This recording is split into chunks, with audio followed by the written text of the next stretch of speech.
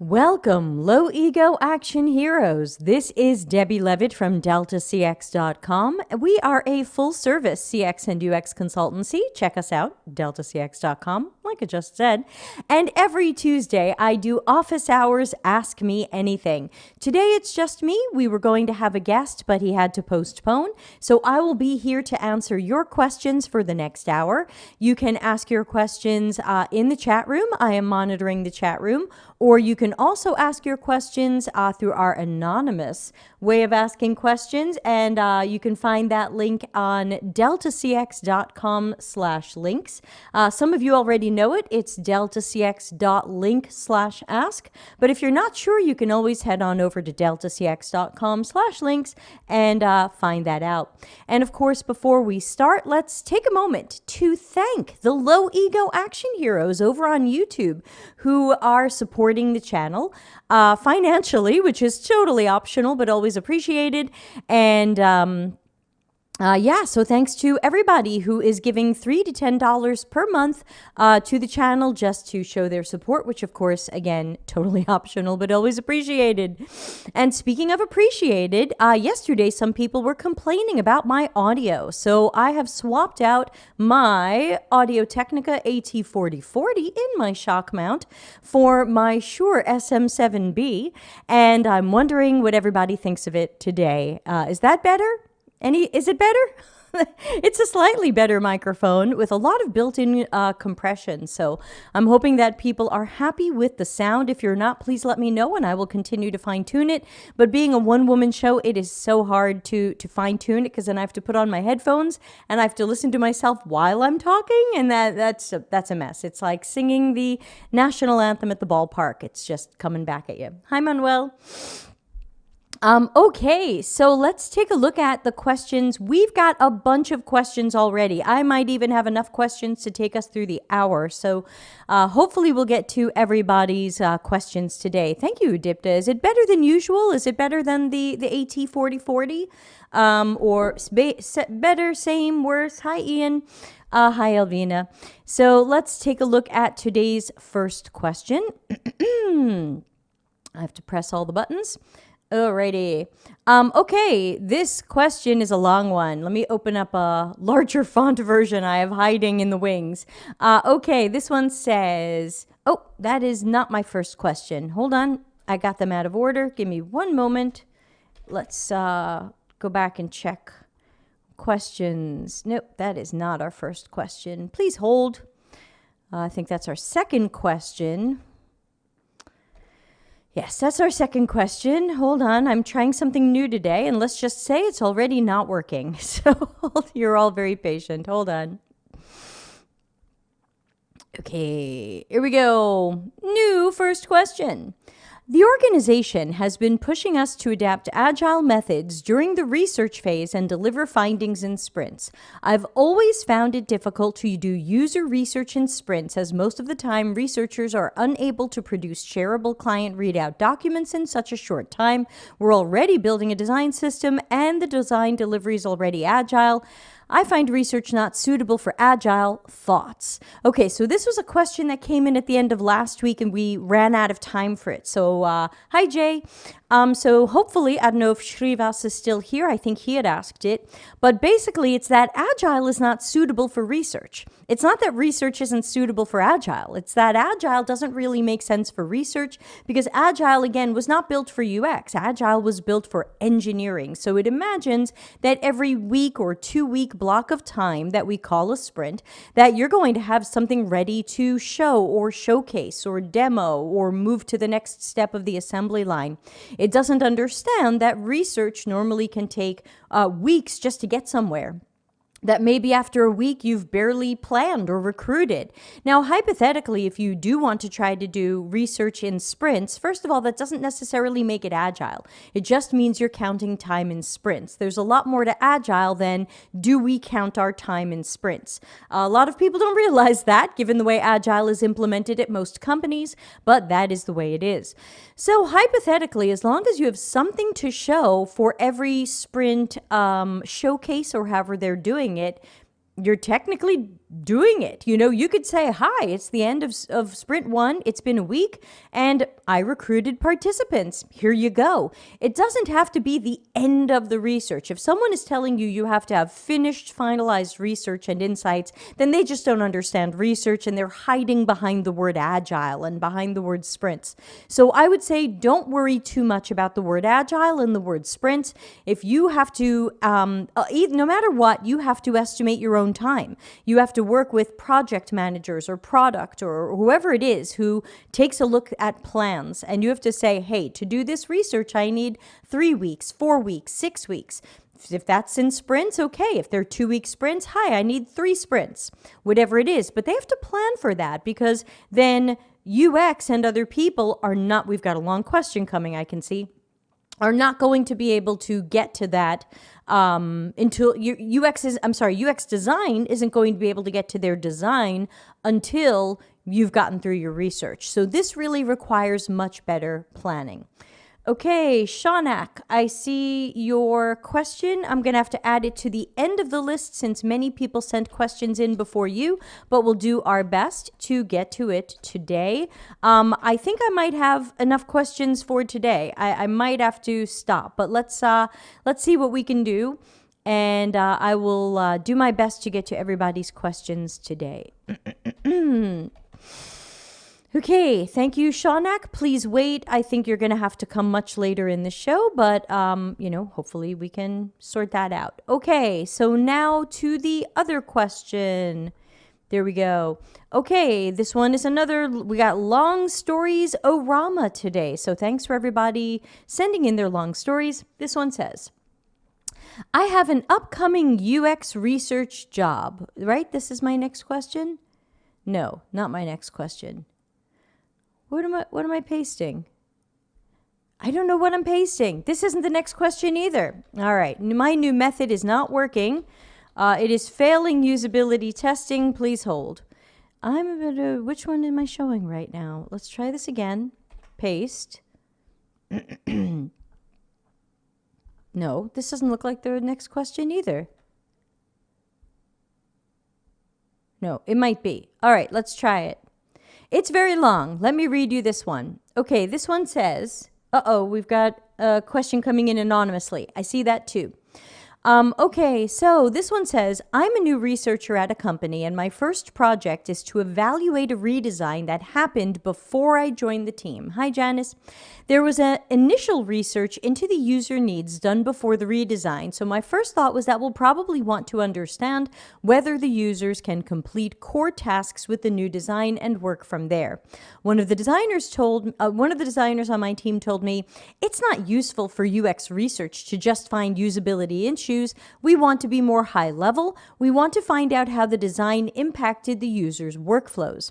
I'm not sure if I'm overthinking things, but I assumed that the best way to understand that impact is to learn whether or not users can do the things we've identified as core needs or tasks and identify what might be standing in their way. Otherwise, I'll be talking to users for 90 minutes, listening to them report on stuff or tell me what they feel about something and gathering requests rather than observing. Would love to hear what you think. Okay, there's a lot going on here. All right, let's try to unpack this. Okay, so initial research into user needs done before the redesign. Now we're trying to we're trying to test. So this is to evaluate the redesign. Okay, so depending upon what we're trying to do here, you might be evaluating the redesign, as you said, from the perspective of usability testing. We did research, we did a design or a redesign. Did we design the right thing or the best thing, or what usability issues do we have so that we can make improvements? Now, to me, that's a different research study than does using this new product change the workflow that people had before? And I think my first question would be, do we have good research on what their workflow was before? Do we have a task analysis or a really complete customer journey map? Do we have that baseline of what this looked like before so that if you try to research what the workflow looks like now, will we know the difference or not? So thing one, was that research done or does that still have to be done? Number two, the designer said, We want to be high level and find out if the design impacted the user's workflow. Okay, so you can try to work on this by creating a study where you ask people to do a task, but the task has to be beyond whatever you designed. So sometimes if we have designed or redesigned something in usability testing, we give people a task to do this thing, and it's mostly whatever we designed, and we check for usability issues. Sorry about the clicking, I'm playing with a highlighter. And so in this case, if we want to see people's workflow, then we have to ask them to start earlier and end later. So let's imagine, and again, I don't know what this is at all, so let's imagine that this is somebody has to fill out a form because they have received information, and part of their job is to fill out a form when they receive information. Okay, so hypothetically, if we want to know if their workflow has changed, and we have to say, next time you receive information, we want to watch you from the moment you receive that information until you're done with whatever happens after you put it in the form. So you would be going beyond the usability testing to taking another look at the entire task. Now in there, you're probably going to end up having usability testing, in that you're going to see them using this redesigned system or feature or process, and you will hopefully see what's not quite right about it or what can be improved. David says, workflow efficiency is generally a usability concern, I sense, but I'm not sure. The design team is trying to get at if the solution is useful, which is a different question. Yeah, and I think the question saying, did we impact the user's workflow? I agree with David. It's really saying, did we improve the user's task? You know, we talk about task analysis all the time here. So did we optimize someone's task? Did we make it noticeably better? And can we tell that from our testing? So I would probably say, knowing very little about what this project was, so I apologize that I'm guessing, but I would have to say perhaps our research or testing here is not just, hi, you're in our system, do this thing, but show me your full workflow end to end. But instead of going into the current system, when you go to do it, go into this test system or prototyped system or developer build or whatever it might be. I hope that helps. If you're here, maybe ask a quick follow-up question. Let me see. Okay, hold on. Lots of questions are coming in anonymously. I don't know if I'm going to have time for all of these today, everybody.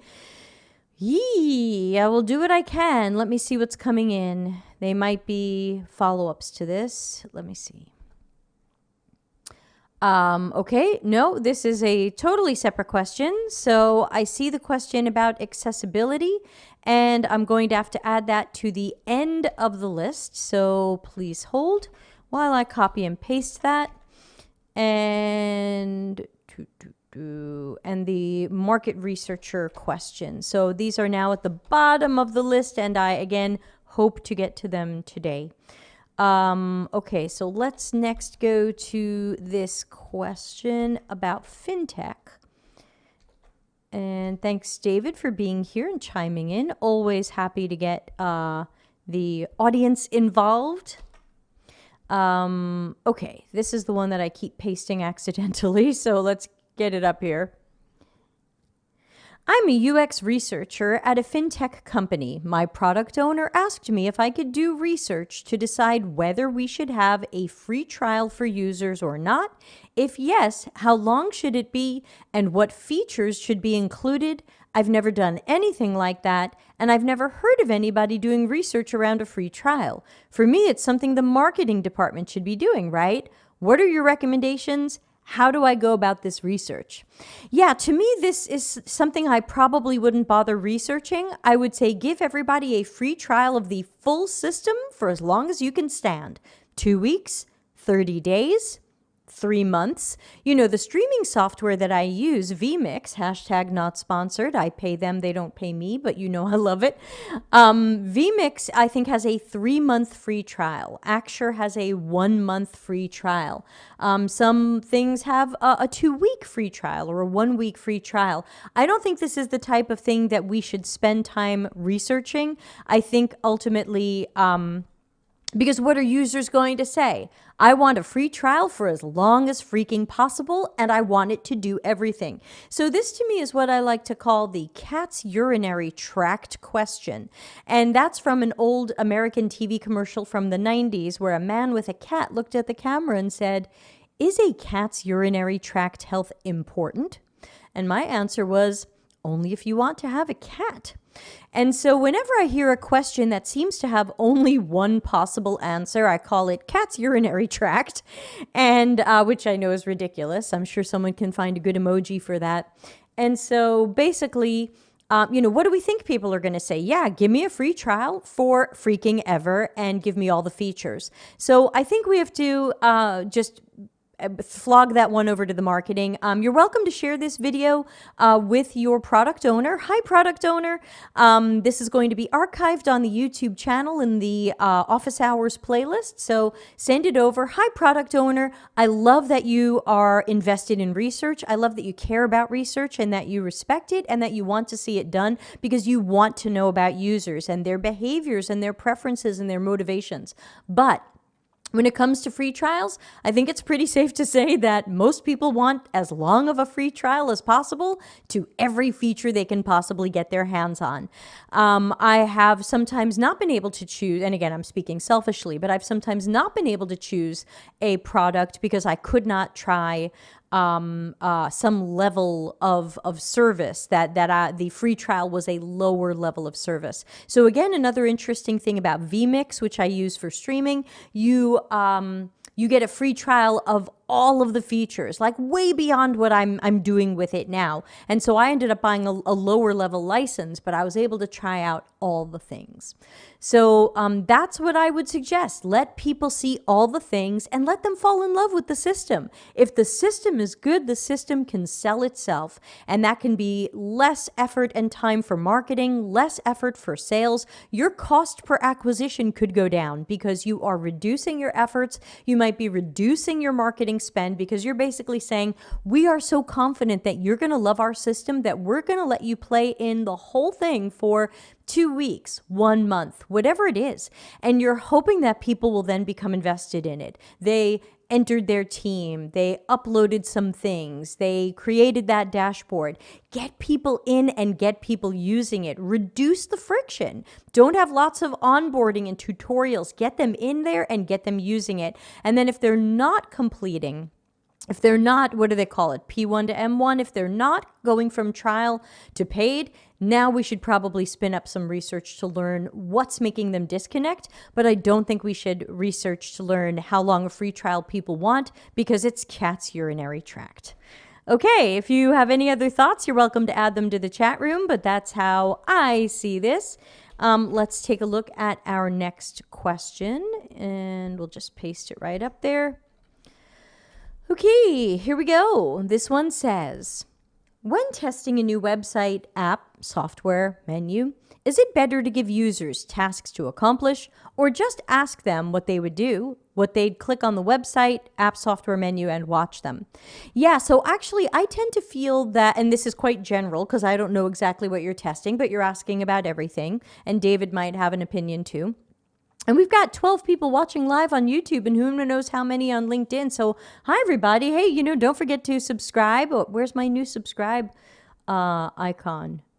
Where did it go? Let's put it up.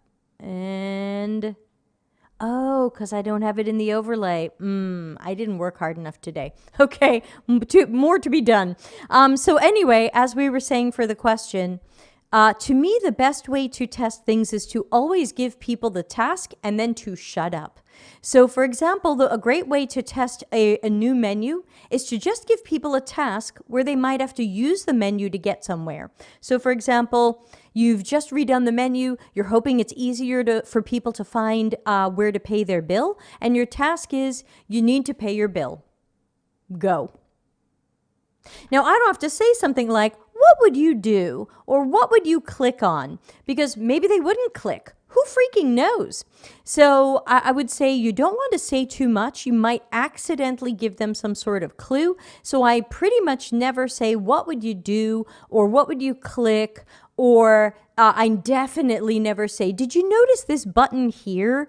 Or did you see this over here? What do you think it means? To me, that's some of the most flawed testing. Second, number one flawed testing, non-realistic prototypes, Figma, InVision, XD, non-realistic prototypes. Number two, showing people an interface and saying, did you see this thing? What do you think it does? Very, very flawed testing. So I do think that what you're saying here first about, is it better to just give people tasks? Yes. But try to give them tasks that take them deep into the system, which means your dev build or live system or prototype is going to have to accommodate that so that you can just see what people do. So if this is a new app, like, for example, someone once asked me, how can I usability test if our tutorial is good when people first hit our app? And I said, give them a task after the tutorial. You need to go to the app to check your carbon footprint. Watch how many people skip the tutorial. There's your answer. Because if you devise a test that says, hey, go check out this tutorial and tell me what you think of it, now people are going to pay more attention to the tutorial than they probably would in real life. So I think it's much more cleverer to devise the test that takes people a step past that and see what they do with the step you're really looking at. So do a bunch of people click skip on the tutorial because you told them to do something inside the app? You'll learn a lot that way. David says +1 for what Debbie is saying, and I prefer unmoderated and self-narrated, but I like moderated usability when we're working directly with the target audience group, when we're giving users off the street limited context in a straight line test. Yeah, so another good question is, do you want moderated or unmoderated? Always a good question. Moderated gives you the ability to be there and to ask why. And unmoderated is sometimes just faster to get some results, faster to analyze. You're just watching back the videos. So sometimes for me, this has to do with what I'm testing and the time and budget that I have. Both can certainly yield good results. So tasks, always tasks. That's the way I do it. So I hope that helps. Let's see what else I'm missing. Just checking that I'm not missing any anonymous questions coming in, and then we'll put up the next one. I don't know about y'all. 17 minutes ago, a question was asked. Oh, okay, I got that one. It's on the list. That was the accessibility one. I don't know about y'all, but I am obsessed with a song this week. Is anybody obsessed with a song and has a song in their head? I want to know what song is in your head this week. Put it in the chat room while I get our next question ready, because I've got a song in my head this week. And I'll tell you what it is once I see if you have any songs in your head this week. All right, next question. Okay, hi. When conducting a usability testing, many people recommend to send tasks to user in advance. Who? Who's recommending that? That's a terrible idea. Prajot says flume, sirens. Prajot, I'm glad you're here. How do you like the microphone? I rely on you, my long-distance audio engineer buddy. Yeah, so first of all, right there, no. Fire, no. Do not send tasks to users in advance. No. So no. Let's put the question back up. What was I saying? But wouldn't it make users go back and forth between the list and the actual software during the testing and have a negative impact on the test? Why give them tasks one by one during the call isn't recommended, especially if it's moderated usability? Okay, we've got a song coming in. Flume, Sirens, and Rusted Roots, Send Me On My Way. Oh, that is an old one. But I'm wondering if that's, the story of your job search. My song for the past week or so has been The Essence of Silence by Epica. Check that one out. I don't love metal music with growling, but the singing part is so fantastic. Solomon says yes. David says, yeah, no study guides for usability test. Yeah, definitely. You don't want to give people the test or the answers ahead of time. The whole point of the usability test is to show people something or send them into a task or a system or whatever and find out in that moment. You're watching it with them. You're discovering it with them. So I don't know who are these people who are telling you to send tasks to people in advance. I would probably say stop following these people, stop pressing like, don't buy their courses, and maybe tell me who they are so I can shame them. So no, you definitely don't want to send tasks to people in advance. Now, sometimes there are tasks where we do have to prepare people a little bit. Hi, Mariwa, I see your question. It is filling up the screen, and I will add it to the bottom of the list. So thank you, but please wait. We have a whole bunch of questions before you, and I am a one-woman show.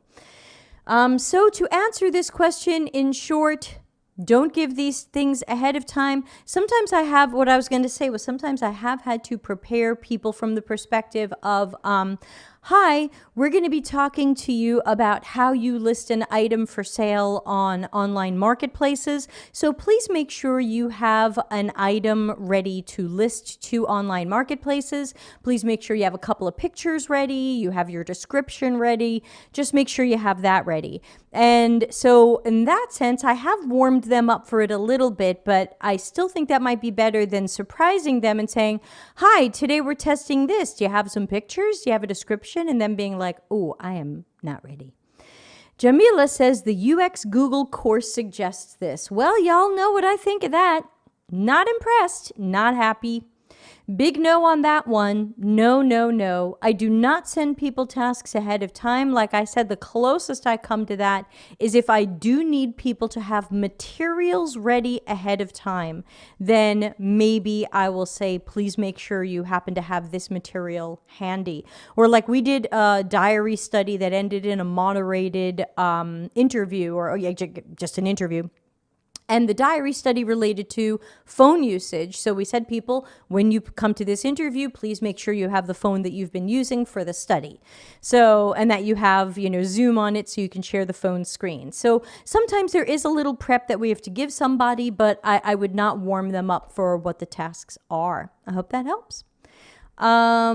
Okay, now we're finally getting to the live questions that have come in today. Thank you for your patience. So we're going to start with this one, which is a little long. I think this was Shaunak's question. All right, it's a little long, but let's read it out loud. It says, related to a case study project you saw a few weeks ago. Now, I saw Shaunak's portfolio, and I did a portfolio review, so I think we're talking about that. With my current internship, the position I'm doing is UX UI designer. However, they focus a lot more on UI projects. I'm also not getting any training from a senior designer, so there's a lot of self-learning I have to do. By the way, this is very common for internships and free work that people do thinking they're going to get experience. We talked about it on yesterday's show, episode 148, about portfolios, about how you think you're going to take on this free work or internship to get experience, and it turns out nobody's helping you out. So to continue what Shaunak says, I also have to keep waiting for new design projects to be approved that are taking longer than expected to be approved. I even asked during the interview if there's collaboration within projects, and I was told yes. Since September, I've only done 3 UI projects. I added UX concepts to certain projects just to add storytelling. Why would a company like this structure an internship like this so poorly? Can UI-only internships hurt my chances of getting a junior level UX role, or can it really take longer to get that junior job? I'm looking for other places such as contracting and part-time roles. Yeah, I would say if the internship is not giving you what you expected, or especially what they promised, because it sounds like you did ask, then I would be working on getting out of there. You might need to apply to other internships if companies don't feel you're ready for a full-time role. But I think if your portfolio ends up with UI projects, someone like me looks at them, as we talked about in yesterday's show, episode 148, archived on the YouTube channel. It's hard for me to look at a bunch of UI projects and say, oh, this guy really knows UX. Let's bring him in. So I think that you do run the risk that you hurt yourself because you're not getting training, you're not getting support, you're not getting coaching and mentoring, and you're not doing real UX work. So this sounds to me like one of those internships that is called an internship so that they can pay you little or nothing, and then they're just having you do UI work. So I don't think this is really an internship. I think this is a lie. Hello, Wong. I see your question, and I'll add it to the end of the list, though I think we might have to say that is it for questions today. I'm not sure I'm going to have time for more questions, but let's see how far we get. All right. So this was another question that came into the chat room today, and it said, hello. Oh, I'm sorry. This came in through private, through the anonymous questions. Oh, no, there's more questions coming in. What's going on, y'all? Question. No, same one as before, I think. Okay. Okay, back to the question. Let's take a look. Okay, could you please explain what is accessibility and why is it mandatory for UX research? Okay, so first of all, this is one of those questions that I would say, no offense, is Googleable. I always hope that people will come to me with questions that they can't find the answer to. What is accessibility is definitely Googleable. And if you're going to be a UX researcher, research. So, walk the walk. So accessibility is, in short, a series of things that we should be doing with our research and our design and our products and our services so that people with all sorts of disabilities, conditions, diagnoses, and needs can use these things, as well as people who do not have those conditions, diagnoses, and needs. Typically, this has to do with vision, mobility, hearing, speech, could have to do with cancer, depression, left-handedness, other aspects of mobility. For some people, autism affects the way that they use digital products. For some people, dyslexia. So you really do need to know about accessibility. I think one of the main roles it's going to play in research is that you want to make sure that when you are researching and meeting people, that you are including populations with accessibility needs. You don't want to just meet 5 people who all magically have no accessibility needs. You want to meet 5 people without accessibility needs and then maybe 5 more with accessibility needs. People with different vision problems, people with mobility issues. Maybe they have arthritis. Maybe they're missing a hand or an arm. So you want to make sure that research and testing happens with people with different accessibility needs. I think that would be the short answer that I would give to that one. Okay, here's another question that came in privately from people who like smiley faces. Okay, let's make this one a little bigger. Okay, it says, what do you think of a qualitative market researcher transitioning into UX research? What would be the strengths, the weaknesses, and how could these be overcome? Okay, so I would say that there definitely are translatable skills from market research to UX research, but it depends how you've been doing the market research. If you've mostly been doing surveys, that's not going to translate very well to UX because other than screener surveys for research recruiting, we don't run a lot of surveys. And Jamila says Stephanie Walter has great resources for accessibility. That's true. So it depends on what in the world of market research you've been doing, because I don't know. And obviously that's a potentially broad term. So I would say that some of it can. Now, if in the world of market research, you have been doing observational studies or really well-planned interviews where you are not asking people, our company is thinking of building this, do you like it? Because sometimes that's market research. If you've really been doing good research the way UX would do it, then that's going to translate well. If you've been doing more, let's call it stereotypical market or marketing research, where where you're used to asking people, we're thinking of building this, would you pay for it? Or we're thinking about building a thing that is kind of orange and has a soft spot, and sometimes you'll be able to do a thing, and people go, oh yeah, that sounds great. That's not going to translate well.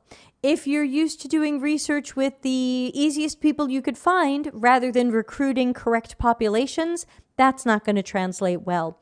So I think ultimately it has to do with the types of research you've been doing and how you've been doing them. The closer you've been to already doing UX styles of research, the better that's going to go. The further you've been from that, then I think the longer it's going to take you to learn new techniques and approaches, and that your background won't be as transferable. So again, hard for me to say for sure. That would be my guess, just in general. Okay, we've got 2 questions on the list. I'm blowing through these fast. That means we've got time for more questions if you want to put them up. I think we've got 25 minutes and 2 questions. So I think I can grab a few more. All right, here we go. Here's a longer one. Hello, I am a UX researcher. Hello, UX researcher.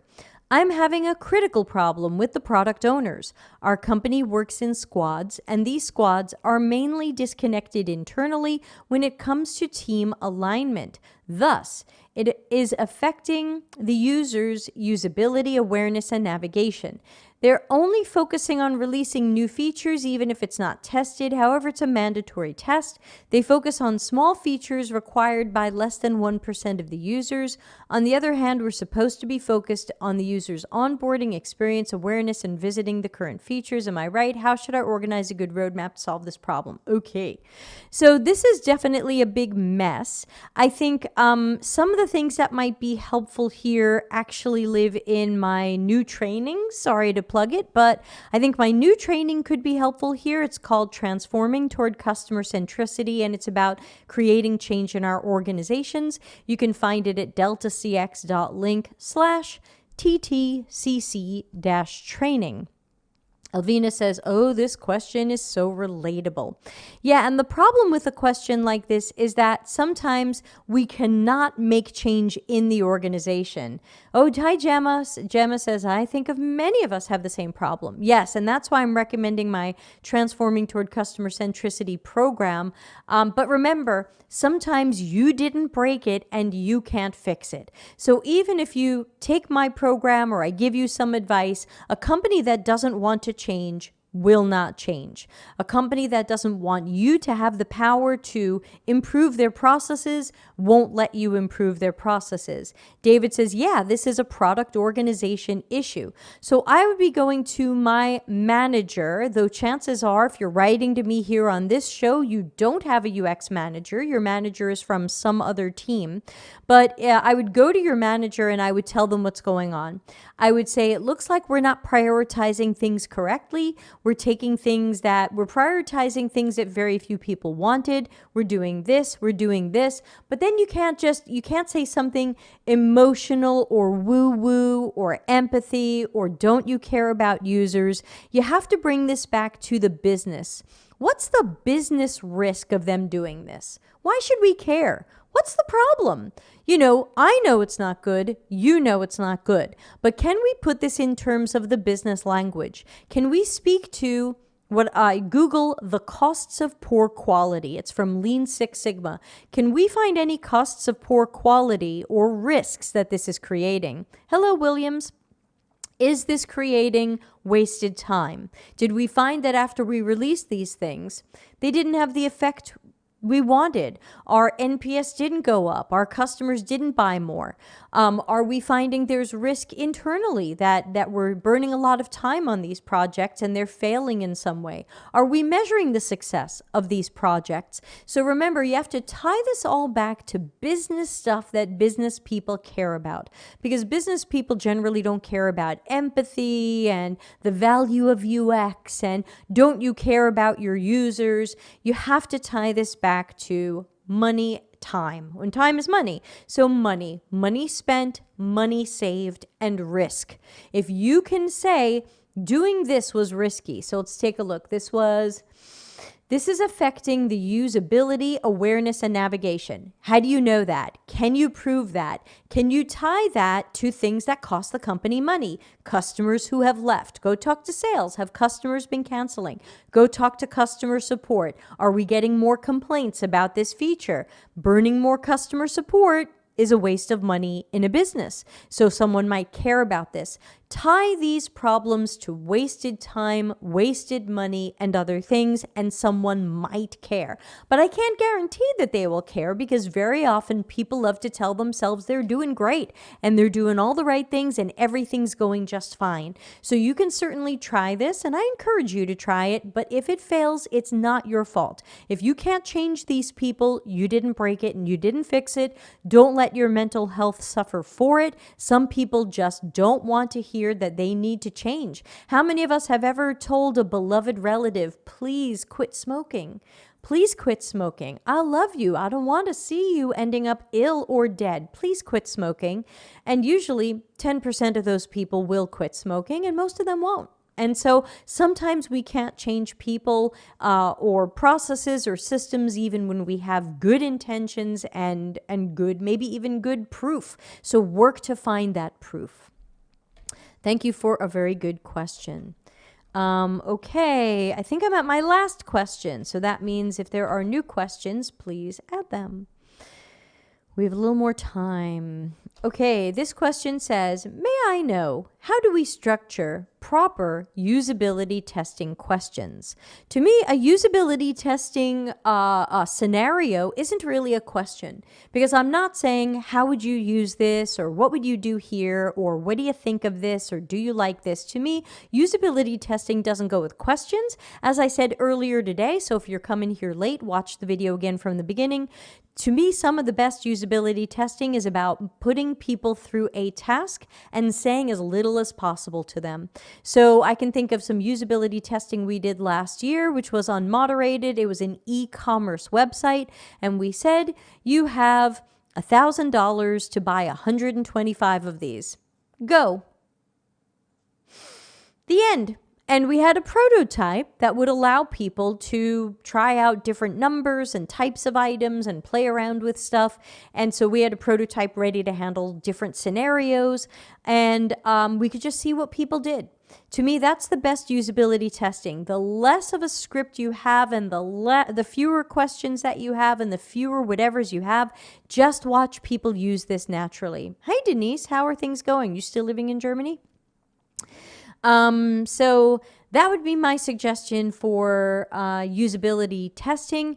It's not so much about questions. It's about watching people use whatever this is realistically, so that you can evaluate if this is the right execution of the right solution and figure out where it needs to be changed or completely rethought based on how you watch people, interact with it. All right. Hello, this has been Office Hours Ask Me Anything. Won't you please subscribe here on the YouTube channel? It's free, and we would love to see people subscribing. YouTube doesn't always recommend my channel to other people, so I'm really relying on you to not only subscribe, but can you find 3 friends or colleagues or buddies from your boot camp, or maybe your manager, who you think should know about this channel, and help spread the word, because I need your help on this one.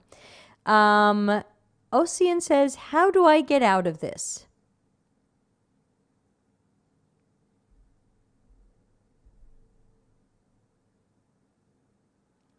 Always a good question. Well, where are you? And in what condition are you? And then I can see how you can get out of that.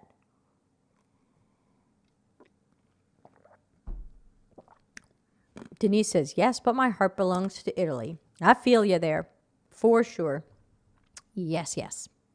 Let's see if I'm missing any anonymous questions coming in through deltacx.link/ask. If you'd like to be among the first questions answered each Tuesday, you can send them ahead of time. So all during the week, you can send your questions to deltacx.link/ask, and I will pile them up, and that's how some people get their questions answered first. Elvina says, oh, Elvina's got a real question. Hooray. And David's got a how do I get out of here answer, which is still weird. Control-Alt-Delete is probably how you get out of anything, right? I mean, unless you're on a Mac.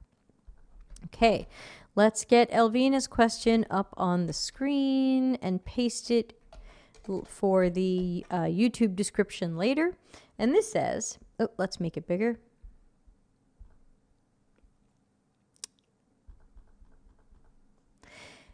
How do we deal with questions that participants ask during usability testing? Do we answer them after the testing is completed? Do we even answer them at all?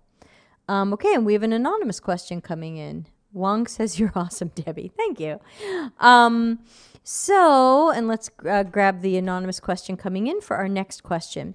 Okay, so typically part of your script might be that you are not necessarily able to answer their questions during the session. You might not want to call it a test, then people feel judged. And just say, you know, depending upon your question, I might not be able to answer it until later or at all. So it depends what people say. Like if people say, I'm not too sure what to do here, should I click this thing? I usually say, I'm sorry, I can't answer that. Please just do what you think will work for you. You know, so you don't have to answer their questions. You just have to find a pleasant and neutral way to let them know you can't answer that question. If people say, what should I type here? I would say, you know, you can either lie and say, gee, I'm not too sure. This prototype is still new to me. Or you can say, I'm sorry, I can't answer that. Please type whatever you would. You know, whatever you think goes here. And if they say, no, I really need help here. I want you to tell me what to do. Please help me here. I would still say, I'm sorry, we're trying to...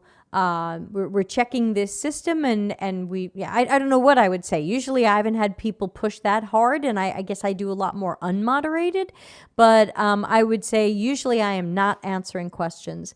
Larry Marine says, I like to ask I like to answer user questions with a question such as, what would you expect to happen, or what would you want to happen? That's also true too. So you can always say, please do whatever you would do if I weren't here, which is what I sometimes say, or what Larry says is always a good go-to. What do you expect to happen here? Denise says, what about the complaints? I feel sometimes they think I'm customer support. Yeah, if people give you complaints, I just write them down because they're still part of my report usually. Like, hey, you know, customer mentioned that they have trouble with this, or they're angry about this. Like that should still get fed back to someone. And so usually I say, I'm sorry, I'm not part of customer support and I won't be able to help you with that. You know, have you contacted our customer support? Yeah, but they didn't help me at all. They're all losers. And I'll go, well, you know, I'm sorry about that, but, you know, maybe that's something we can talk about, you know, after these tasks. All right, let's take a look at the anonymous question that just came in. Okay.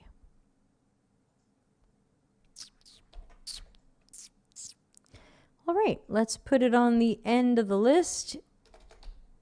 And this might be our last question because we are coming to the end of the show. And don't forget, anything you want to know about the show, you can find at deltacx.com/links. So things like the show schedule, how you can send in a question ahead of time, how you can join our Slack workspace, which is totally free. All this stuff is there. Is that another anonymous question coming in, y'all?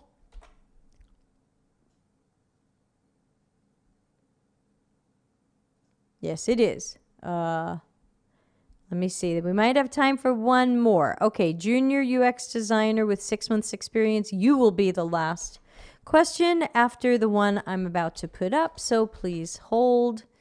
Sorry, it's a lot of copy and paste.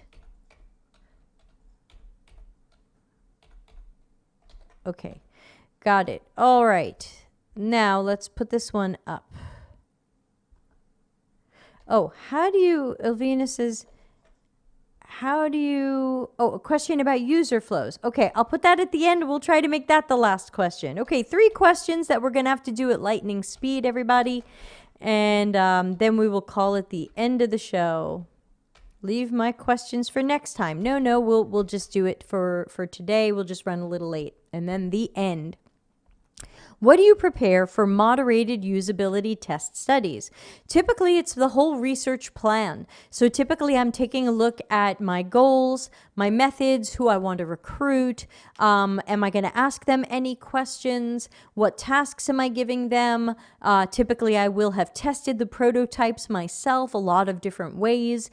Sometimes we do a pilot study with someone to make sure it's working. So I would say for a moderated usability study, I am usually making one of my typical documents with a research plan. For an unmoderated usability study, I'm a little bit more seat of pants because I'm putting it into a system.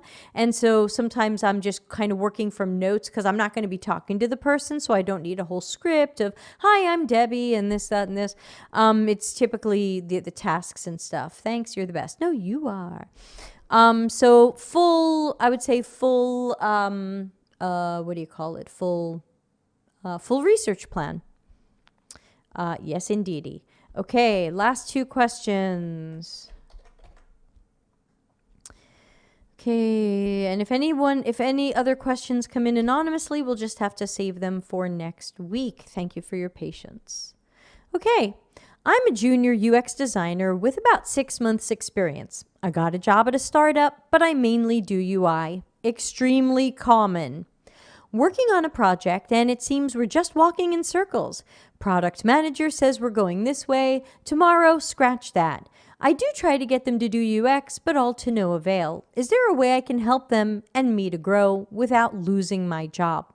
So if the company hired you and only wants you to do UI, as I said earlier, you might not be able to convince them to let you do UX.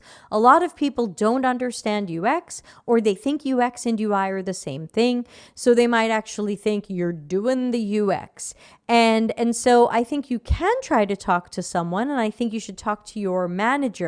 But again, at a startup, you're usually dealing with a small group of people who believe in speed over quality. They just want to get something out fast. They kind of don't care if it's half a disaster, and they think they'll fix it later.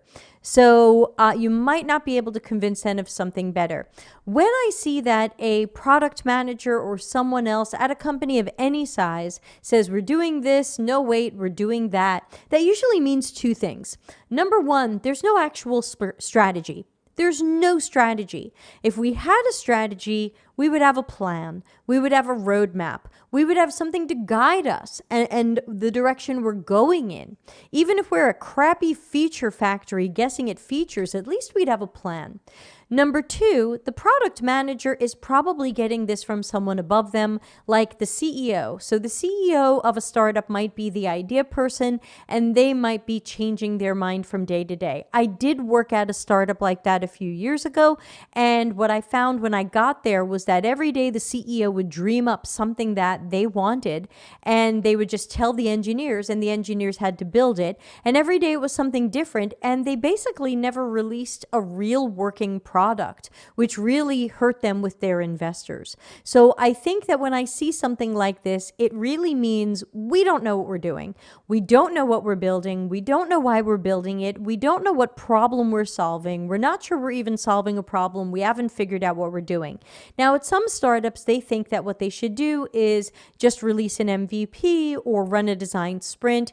I think you might have the opportunity here to suggest some research to them. But again, if they think speed is more important than quality, then they're not going to want to wait for your research. But good generative research would tell us what target audiences are doing now in this space or with this task.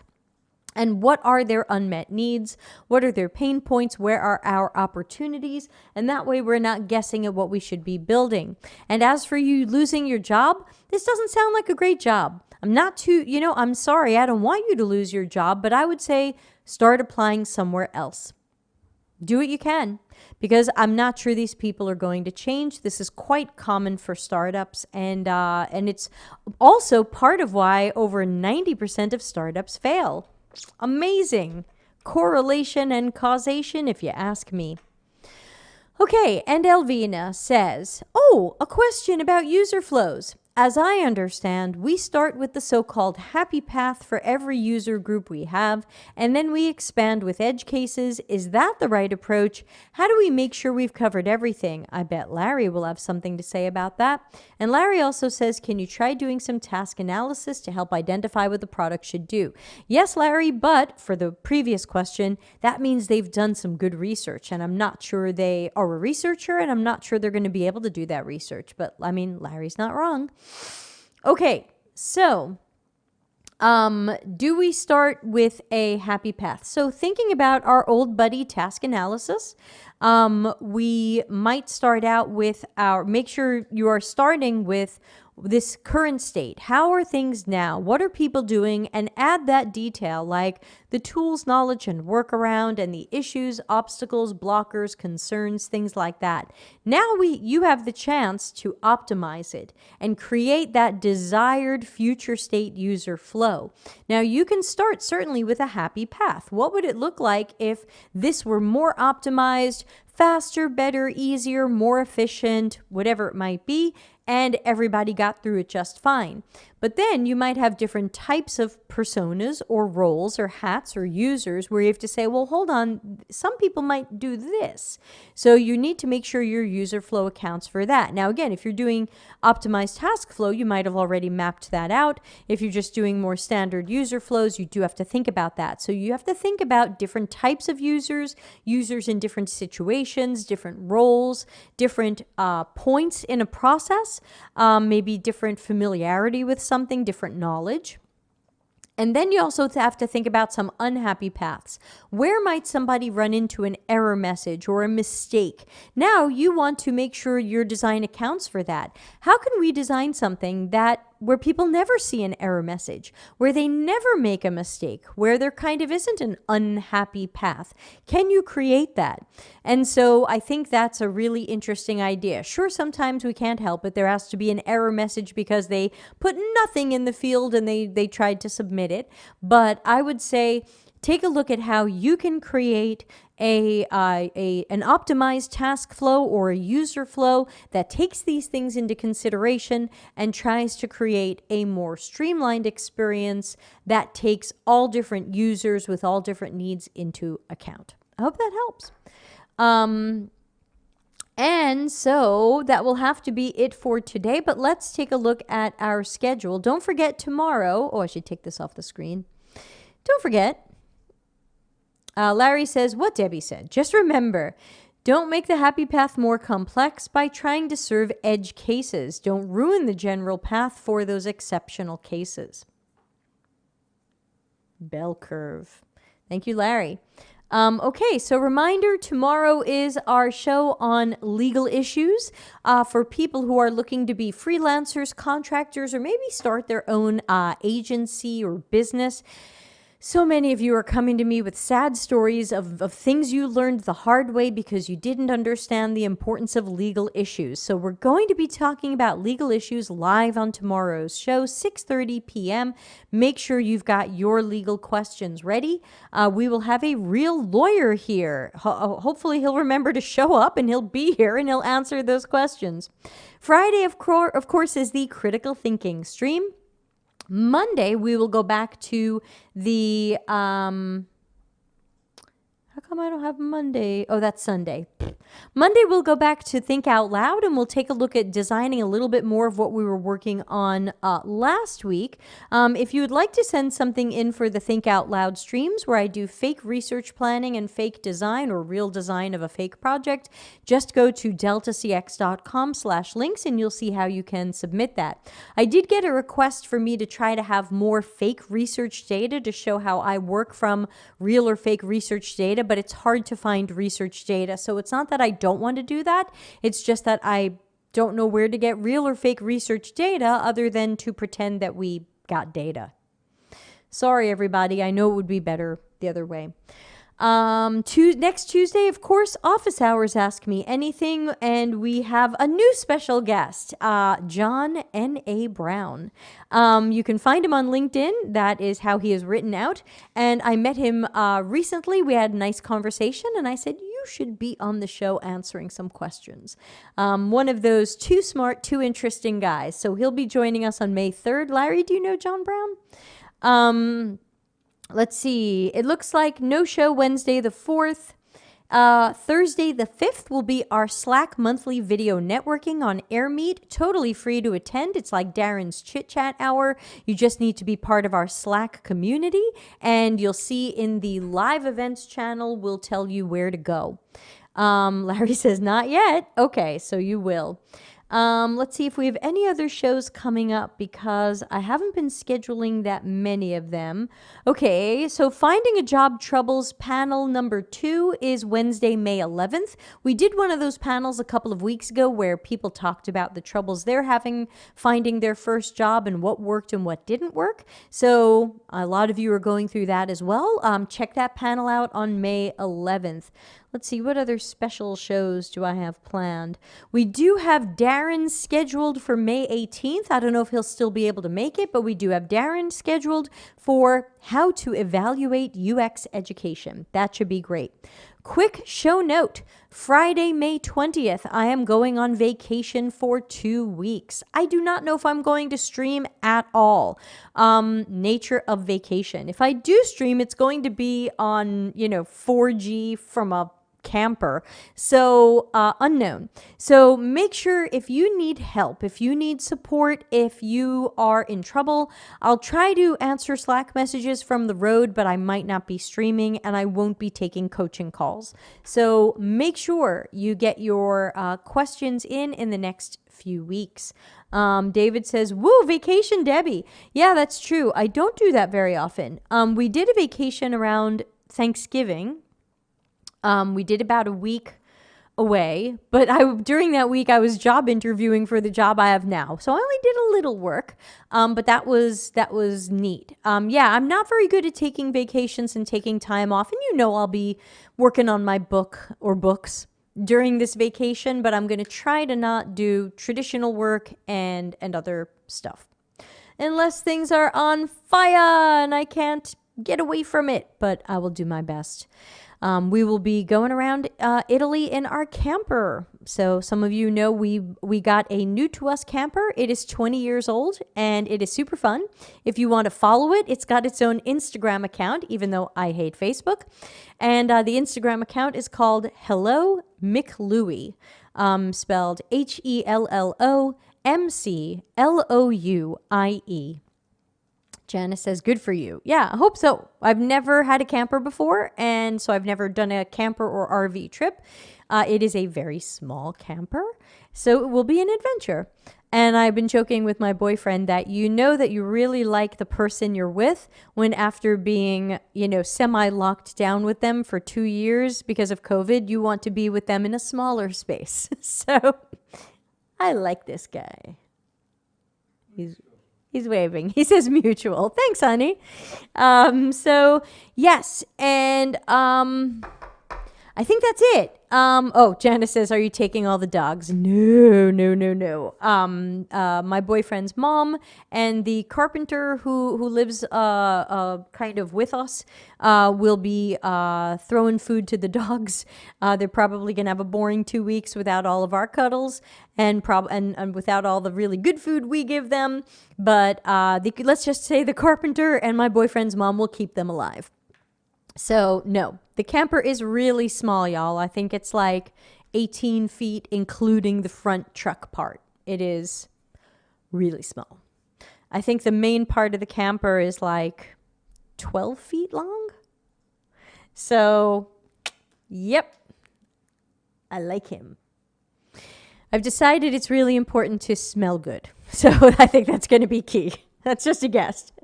Jenna says, gotcha. Yeah. I've been joking that Ralitza should fly down and watch the dogs because she really likes our dogs. So if anybody wants to come dog sit, you can stay at our house and we'll give you a little money to dog sit, because then at least they'll have more fun and better food than I know the carpenter is going to throw to them. So contact me on Slack if you'd like to come be our dog sitter from May 20th to June 5th.